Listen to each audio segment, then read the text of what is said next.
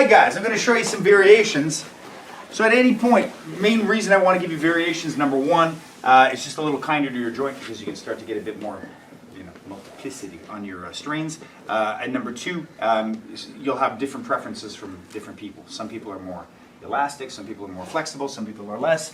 So if I'm in this kind of position, he gets out and I get into an underhook. I'm generally going to try to have this kind of tension.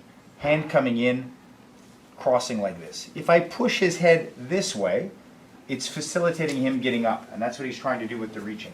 Right? That's what this is going to do. Boom, and he's going to get up. So I want to stop that spine first. So this is what I'm trying to do here. So if now, let's say I'm not so good at trapping, or at locking here, but I can always get the trap, it's already there. All I'm going to do is I'm going to kneel on him and get up. So bigger guys especially, if I barely have any weight here, but if I had weight, my elbow on his sternum, and I came here, I'm going to go on JB's stomach because it's softer. You got to be careful in the xiphoid process in the sternum. I can crank that pretty bad, right? But let's say from this position, it's not enough. Oh, did you want to breathe? At this position, I could keep the arm or the face, and I'll show you what I mean by this. I'm going to keep the arm, but let the face go, and I'm going to pull him onto the side. But now I'm going to take the face with the other leg, put it nose down.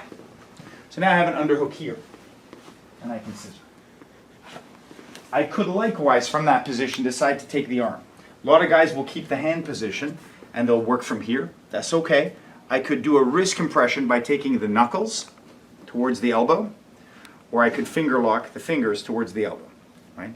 But it's less effective. If I wanted to do a shoulder lock and turn, it's less effective with this hand. It can oftentimes slip off. So sometimes people will switch because the other hand pushes into the wrist. It's much stronger, much more stable. Here I don't need much power to push, whereas here if I was pulling with two fingers, it's not as strong. It doesn't give me the same power. So I'll show you again. So I'm here, I've got him, I was working, I had his face pushed. I get him, boom. From that position I could just stay here, crack all sorts of stuff. Neck, sternum, elbow. All three, triangle, yeah. But if I decide to pull him via the arm, I let his head go.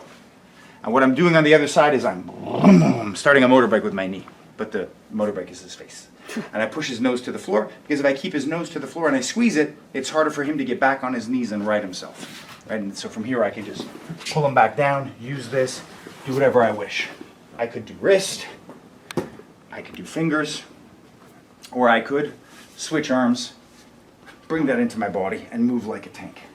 Very often people need more stability, and if you do, I recommend putting the foot behind the back rather than putting the foot up in the stomach, because I'm ultimately moving him to the back, and here this may cause me to fall. Yeah.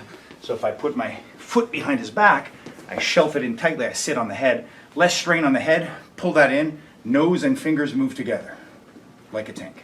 Yeah? So, boom, I'm here.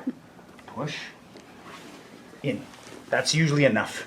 I see how he's all traffic accident underneath? Not so comfortable. He feels it, I let it pass. Whoosh, I push it. Here his face is up. Bad view for him, biting danger for me. Push it down. Then I have him. You can control here, or you could just say, you know what, I want to go to this right away. 1, 2. That make sense?